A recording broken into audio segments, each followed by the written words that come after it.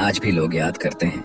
हालांकि इस कहानी का अंत बहुत दुखद हुआ, लेकिन राजस्थान की इस पावन भूमि पर आने वाले विदेशी पर्यटक मूमल की मेढ़ी को देखकर उनकी प्रेम कहानी से काफी प्रभावित होते हैं। कहानी शुरू होती है जब गुजरात का हमीर जडेजा अपनी ससुराल अमरकोट सिंध आया हुआ था। उसका विवाह अमरकोट के राणा वीसलदे सोढ़ा की पुत्री से हुआ था। राणा वीसलदे का पुत्र महिंद्रा और हमीर हम उम्र थे, इसलिए दोनों में खूब जमती थी।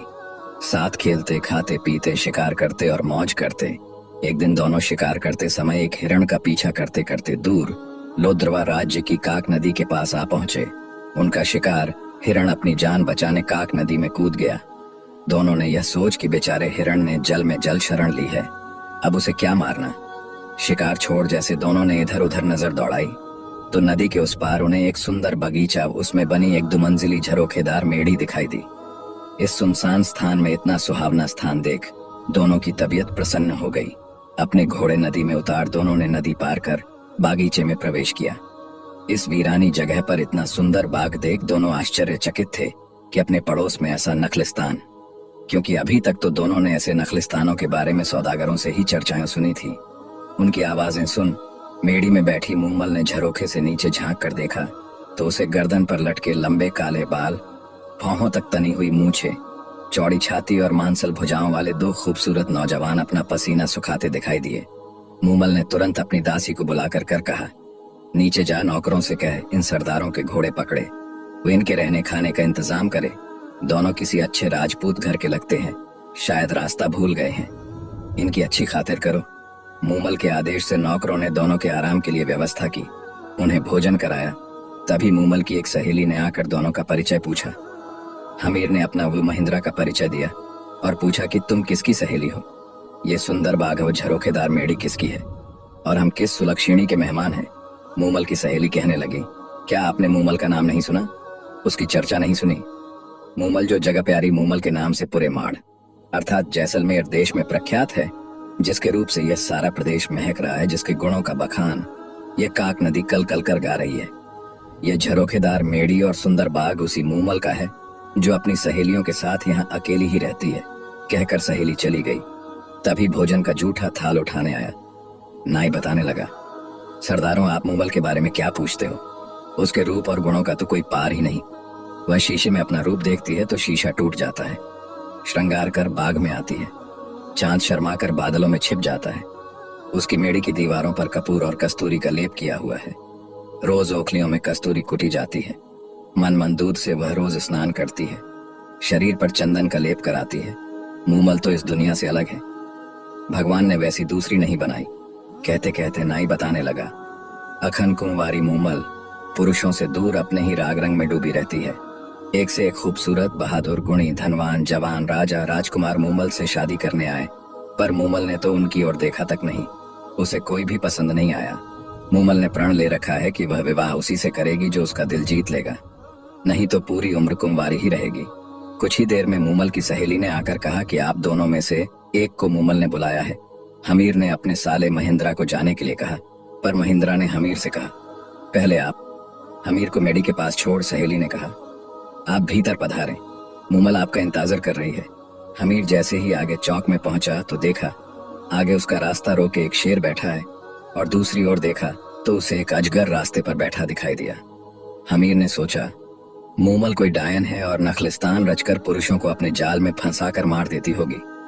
वह तुरंत उल्टे पांव वापस हो चौक से निकल आया।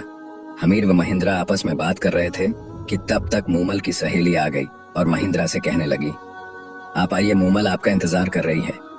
महिंद्रा ने अपना अंगरखा पहन हाथ में भाला ले सहेली के पीछे पीछे चलना शुरू किया। सहेली ने उसे भी हमीर की तरह चौक में छोड़ दिया। महिंद्रा को भी चौक में रास्ता रोके शेर बैठा नजर आया। उसने तुरंत अपना भाला लिया और शेर पर पूरे वेग से प्रहार कर दिया। शेर जमीन पर लुढ़क गया और उसकी चमड़ी में भरा भूसा बाहर निकल आया। महिंद्रा यह देख मन ही मन मुस्कुराया कि मूमल उसकी परीक्षा ले रही है। तभी उसे आगे अजगर बैठा दिखाई दिया। महिंद्रा ने भूसे से भरे उस अजगर के भी अपनी तलवार के प्रहार से टुकड़े टुकड़े कर दिए। अगले चौक में महिंद्रा को पानी भरा नजर आया। महिंद्रा ने पानी की गहराई नापने हेतु जैसे पानी में भाला डाला तो थक की आवाज आई। महिंद्रा समझ गया कि जिसे वह पानी समझ रहा है वह कांच का फर्श है। कांच का फर्श पार कर सीढ़ियां चढ़कर महिंद्रा मूमल की मेड़ी में प्रविष्ट हुआ। आगे मूमल खड़ी थी, जिसे देखते ही महिंद्रा ठिठक गया। मूमल ऐसे लग रही थी जैसे काले बादल में बिजली चमकी हो।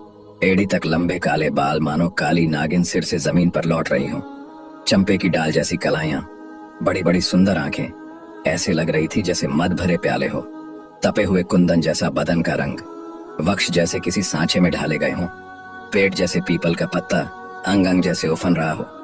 मूमल का यह रूप देखकर महिंद्रा के मुंह से अनायास ही निकल पड़ा, न किसी मंदिर में ऐसी मूर्ति होगी और न किसी राजा के रणवास में ऐसा रूप होगा। महिंद्रा तो मूमल को ठगा सा देखता ही रहा। उसकी नजरें मूमल के चेहरे को एक तक देखते जा रही थी।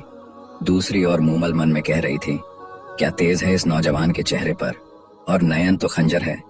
दोनों की नजरें आपस में ऐसे घड़ी की हटने का नाम ही नहीं ले रही थी। आखिर मूमल ने नजरें नीचे कर महिंद्रा का स्वागत किया। दोनों ने खूब बातें की। बातों ही बातों में दोनों एक दूसरे को कब दिल दे बैठे पता ही न चला, और न ही पता चला कि कब रात खत्म हो गई और कब सुबह का सूरज निकल आया। उधर हमीर को महिंद्रा के साथ कोई अनहोनी ना हो जाए, सोचकर नींद ही नहीं आई। सुबह होते ही उसने नाई के साथ संदेशा भेज महिंद्रा को बुलवाया और चलने को कहा। महिंद्रा का मूमल को छोड़कर वापस चलने का मन तो नहीं था, पर मूमल से यह कह, मैं फिर आऊंगा मूमल, बार बार आकर तुमसे मिलूंगा। दोनों वहां से चल दिए। हमीर गुजरात अपने वतन रवाना हुआ और महिंद्रा अपने राज्य अमरकोट मूमल से वापस आकर मिलने का वायदा कर। महिंद्रा अमरकोट के लिए रवाना तो हो गया, पर पूरे रास्ते उसे मूमल के अलावा कुछ और दिखाई ही नहीं दे रहा था। वह तो सिर्फ यही गुनगुनाता चला जा रहा था, मारी माड़े चिए मूमल हलेनी अमराने देश। मेरी मांड देश की मूमल, आओ मेरे साथ अमरकोट चलो। महिंद्रा अमरकोट पहुंच गया। उसका दिन तो किसी तरह कट जाता, पर शाम होते ही उसे मूमल ही मूमल नजर आने लगती। वह जितना अपने मन को समझाने की कोशिश करता, उतनी ही मूमल की यादें और बढ़ जाती। वह तो यही सोचता कि कैसे लौद्रवे पहुंचकर मूमल से मिला जाए। आखिर उसे सुझा कि अपने ऊंटों के टोले में ऐसा ऊंट खोजा जाए जो रातों रात लोद्रवे जाकर सुबह होते ही वापस अमरकोट आ सके। उसने अपने रायका रामू अर्थात ऊंट चराने वाले को बुलाकर पूछा, तो रामू रायका ने बताया कि उसके टोले में एक चीतल नाम का ऊंट है जो बहुत तेज दौड़ता है और वह उसे आसानी से रात को लोद्रवे ले जाकर वापस सुबह होने से पहले ला सकता है। फिर क्या था, रामू रायका रोज शाम को चीतल ऊंट को सजाकर महिंद्रा के पास ले आता और महिंद्रा चीतल पर सवार हो एड लगा लोद्रवा मूमल के पास जा पहुंचता। तीसरे पहर महिंद्रा फिर चीतल पर चढ़ता और सुबह होने से पहले अमरकोट आ पहुंचता। चूंकि महिंद्रा विवाहित था, उसके 7 पत्नियां थीं और वह मूमल के पास से वापस आने पर वह सबसे छोटी पत्नी के पास आकर सो जाता। इसी तरह कोई 7-8 महीनों तक उसकी यही दिनचर्या चलती रही। इन महीनों में वह बाकी पत्नियों से तो मिला तक नहीं, इसलिए वे सभी सबसे छोटी बहू से ईर्ष्या करने लगी और एक दिन जाकर इस बात पर उन्होंने अपनी सास से जाकर शिकायत की। सास ने छोटी बहू को समझाया कि बाकी पत्नियों को भी महिंद्रा ब्याह कर लाया है और उनका भी उस पर हक बनता है, इसलिए महिंद्रा को उनके पास जाने से मत रोका कर। तब महिंद्रा की छोटी पत्नी ने अपनी सास को बताया कि महिंद्रा तो उसके पास रोज सुबह होने से पहले आता है और आते ही सो जाता है। उसे भी उससे बात किए कोई 7-8 महीने हो गए। वह कब कहाँ जाते हैं, कैसे जाते हैं, क्यों जाते हैं, मुझे कुछ भी मालूम नहीं। छोटी बहू की बातें सुन महिंद्रा की माँ को शक हुआ और उसने यह बात अपनी पति राणा वीसलदे को बताई। चतुर वीसलदे ने छोटी बहू से पूछा कि जब महिंद्रा आता है तो उसमें क्या कुछ खास नजर आता है। छोटी बहू ने बताया कि जब रात के आखिरी प्रहर महिंद्रा आता है तो उसके बाल गीले होते हैं, जिनमें से पानी टपक रहा होता है। चतुर वीसलदे ने बहू को हिदायत दी कि आज उसके बालों के नीचे कटोरा रख देना और उसके भीगे बालों से टपके पानी को इकट्ठा कर मेरे पास लाना। बहू ने यही किया और कटोरे में एकत्र पानी वीसलदे के सामने हाजिर किया। वीसलदे ने पानी छक कर कहा, यह तो काक नदी का पानी है, इसका मतलब महिंद्रा जरूर मूमल की मेंढी में उसके पास जाता होगा। महिंद्रा की 7 पत्नियों को तो मूमल का नाम सुनकर जैसे आग लग गई। उन्होंने आपस में सलाह कर ये पता लगाया कि महिंद्रा वहां जाता कैसे है। जब उन्हें पता चला कि महिंद्रा चीतल नाम के ऊंट पर सवार हो मूमल के पास जाता है, तो दूसरे दिन उन्होंने चीतल ऊंट के पैर तोड़वा दिए ताकि उसके बिना महिंद्रा मूमल के पास न जाने पाए। रात होते ही जब रामू राय का चीतल लेकर नहीं आया तो महिंद्रा उसके घर गया। वहां उसे पता चला कि चीतल के तो उसकी पत्नियों ने पैर तोड़वा दिए हैं। तब उसने रामू से चीतल जैसा दूसरा ऊंट मांगा। रामू ने कहा, उसके टोले में एक तेज दौड़ने वाली एक टोड़ी अर्थात एक छोटी ऊंटनी है। शरीर तो सही पर कम उम्र होने के चलते वह चीतल जैसी सुलझी हुई व अनुभवी नहीं है। आप उसे ले जाए, पर ध्यान रहे उसके आगे चाबुक ऊंचा ना करे। चाबुक ऊंचा करते ही वह चमक जाती है और जिधर उसका मुंह होता उधर ही दौड़ना शुरू कर देती है। तब उसे रोकना बहुत मुश्किल है। महिंद्रा टोडी पर सवार हो लोदरवा के लिए रवाना होने लगा, पर मूमल से मिलने की बेचैनी के चलते वह भूल गया कि चाबुक ऊंचा नहीं करना है, और चाबुक ऊंचा करते ही टोडी ने एड़ लगाई और सरपट भागने लगी। अंधेरी रात में महिंद्रा को रास्ता भी नहीं पता चला कि वह कहाँ पहुंच गया। थोड़ी देर में महिंद्रा को एक झोंपड़े में दिया जलता नजर आया। वहां जाकर उसने उस क्षेत्र के बारे में पूछा तो पता चला कि वह लोदरवा की जगह बाड़मेर पहुंच चुका है। रास्ता पूछ जब महिंद्रा लोदरवा पहुंचा तब तक रात का तीसरा प्रहर बीत चुका था।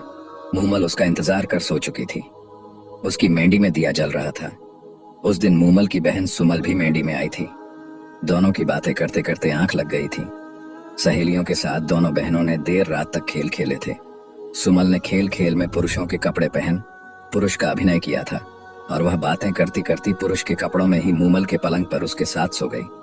महिंद्रा मूमल की मेंढी पहुंचा। सीढ़ियां चढ़ जैसे ही मूमल के कक्ष में घुसा और देखा कि मूमल तो किसी पुरुष के साथ सो रही है।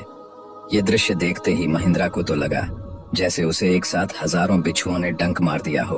उसके हाथ में पकड़ा चाबुक वही गिर पड़ा, और वह जिन पैरों से आया था उन्हीं से चुपचाप बिना किसी को कुछ कहे वापस अमरकोट लौट आया। वह मन ही मन सोचता रहा कि जिस मूमल के लिए मैं प्राण तक न्योछावर करने के लिए तैयार था, वह मूमल ऐसी निकली जिसके लिए मैं कोसों दूर से आया हूँ। वह पर पुरुष के साथ सोई मिलेगी। धिक्कार है ऐसी औरत पर। सुबह आंख खुलते ही मूमल की नजर जैसे ही महिंद्रा के हाथ से छूटे चाबुक पर पड़ी, वह समझ गई कि महिंद्रा आया था, पर शायद किसी बात से नाराज होकर चला गया। उसके दिमाग में कई कल्पनाएं आती रहीं। कई दिनों तक मूमल महिंद्रा का इंतजार करती रही कि वो आएगा, और जब आएगा तो सारी गलतफहमियां दूर हो जाएंगी। पर महिंद्रा नहीं आया। मूमल उसके वियोग में फीकी पड़ गई। उसने श्रृंगार करना छोड़ दिया, खाना पीना भी छोड़ दिया। उसकी कंचन जैसी काया काली पड़ने लगी। उसने महिंद्रा को कई चिट्ठियां लिखी, पर महिंद्रा की पत्नियों ने वह चिट्ठियां महिंद्रा तक पहुंचने ही नहीं दी। आखिर मूमल ने एक ढोली अर्थात गायक को बुला महिंद्रा के पास भेजा, पर उसे भी महिंद्रा से नहीं मिलने दिया गया। पर वह किसी तरह महिंद्रा के महल के पास पहुंचने में कामयाब हो गया, और रात पड़ते ही उस ढोली ने मांड राग में गाना शुरू किया। तुम्हारे बिना सोड़ा राण, यह धरती धुंधली तेरी मूमल रानी है उदास। मूमल के बुलावे पर असल प्रियतम महिंद्रा अब तो घर आओ। ढोली के द्वारा गाय मांड सुनकर भी महिंद्रा का दिल नहीं पसीजा, और उसने ढोली को कहला भेजा कि मूमल से कह देना न तो मैं रूप का लोभी हूँ और न ही वासना का कीड़ा। मैंने अपनी आंखों से उस रात उसका चरित्र देख लिया है। जिसके साथ उसकी घनिष्ठता है वह उसी के साथ रहे। मेरा अब उससे कोई संबंध नहीं है। ढोली द्वारा सारी बात सुनकर मूमल के पैरों तले की जमीन ही खिसक गई। अब उसे समझ आया कि महिंद्रा क्यों नहीं आया। मूमल ने तो सपने में भी नहीं सोचा था कि उसे ऐसा कलंक लगेगा।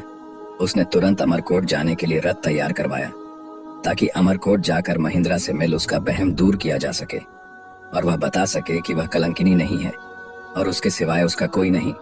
अमरकोट में मूमल के आने व मिलने का आग्रह पाकर महिंद्रा ने सोचा, शायद मूमल पवित्र है, लगता है मुझे ही कोई गलतफहमी हो गई, और उसने मूमल को संदेश भिजवाया कि वह उससे सुबह मिलने आएगा। मूमल को इस संदेश से आशा बंधी। रात को महिंद्रा ने सोचा कि देखें मूमल मुझसे कितना प्यार करती है। सो सुबह उसने अपने नौकर के सिखाकर मूमल के डेरे पर भेजा। नौकर रोता पीटता मूमल के डेरे पर पहुंचा और कहने लगा कि महिंद्रा जी को रात में काले नाग ने डस लिया, जिससे उनकी मृत्यु हो गई। नौकर के मुंह से इतना सुनते ही मूमल पछाड़ खाकर धरती पर गिर पड़ी, और गिरते ही महिंद्रा के वियोग में उसके प्राण पखेरु उड़ गए। महिंद्रा को जब मूमल की मृत्यु का समाचार मिला तो वह सुनकर उसी वक्त पागल हो गया, और सारी उम्र हाय म्हारी प्यारी मूमल कहता फिरता